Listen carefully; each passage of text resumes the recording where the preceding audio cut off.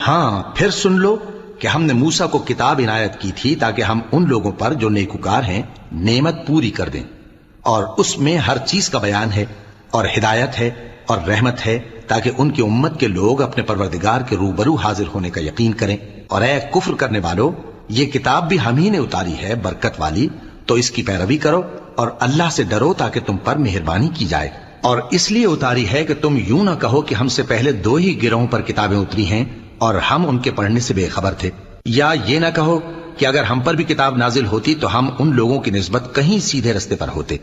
سو اب تو تمہارے پاس تمہارے پروردگار کی طرف سے دلیل اور ہدایت اور رحمت آ گئی ہے، تو اس سے بڑھ کر ظالم کون ہوگا جو اللہ کی آیتوں کی تکذیب کرے اور ان سے لوگوں کو پھیرے۔ جو لوگ ہماری آیتوں سے پھیرتے ہیں،